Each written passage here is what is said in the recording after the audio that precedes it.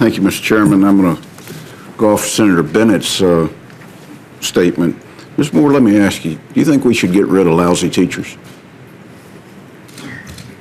Well, I definitely wouldn't want to pass my students along to a teacher who I didn't feel was well prepared. So that's something that, as a teacher leader in my building, I've really strived towards accomplished practice so that now I can work with the peers around me. The second grade teacher who's above me, who I want to be there to support her, because ultimately I'm going to pass my students along, and I want to be able to trust that she's just as highly qualified.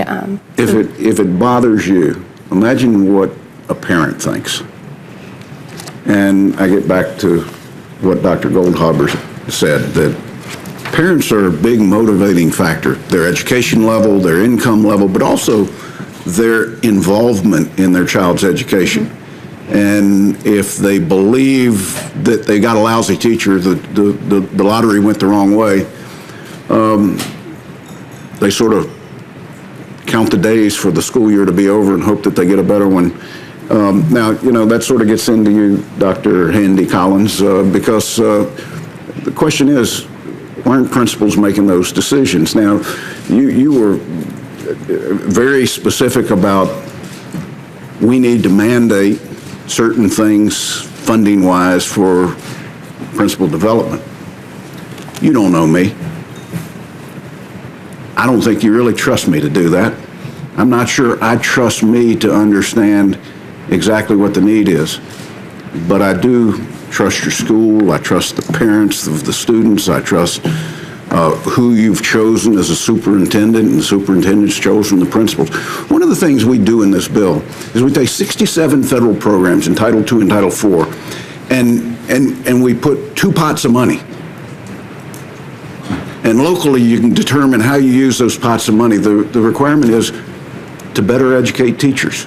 And you can shift from 2 to 4 if, in fact, you feel compelled. Title I's left alone. Title II is funded at a higher level. But there's actually the ability, and I go back to Ms. Moore, there's actually the ability for teachers to be involved, for teachers to say, if we had this, we could do this.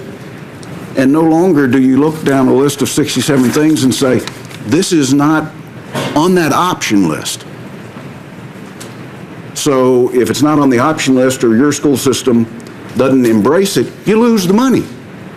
And now we're saying, let's open up the money to everybody, and let's open up everybody within the system to contribute to what changes we should make that actually educate kids to a better level.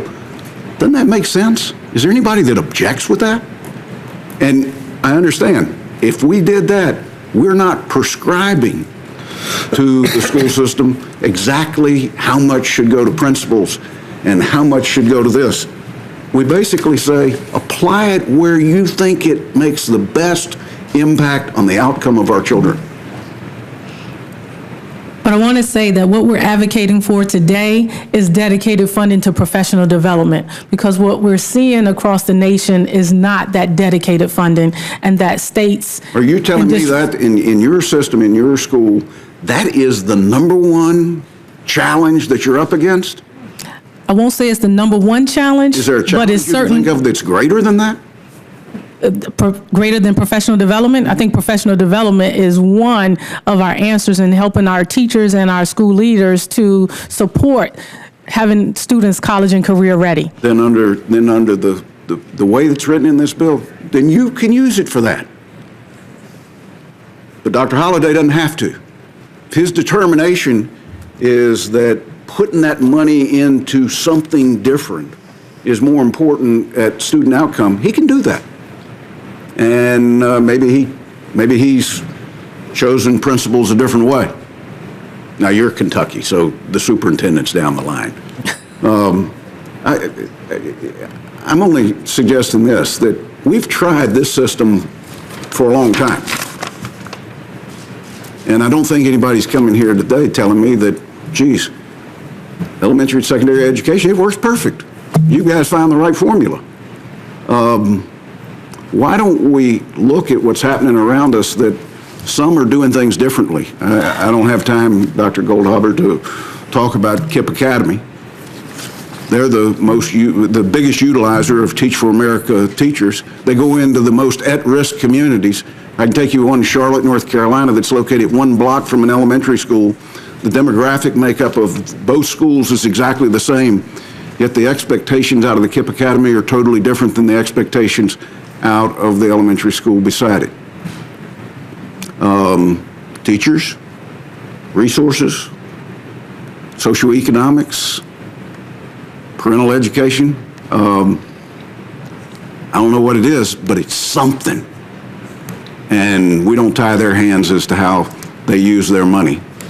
My time is up. The chairman has been generous, but we've got a deep interest in getting this right. And I think getting this right, Ms. Moore, actually is including you. It's including principals. It's including superintendents. It's taking the shackles off and saying, you know, create whatever works for you. Thank you, Mr. Chairman. Thank you, Senator Burr. Senator Warren, then Senator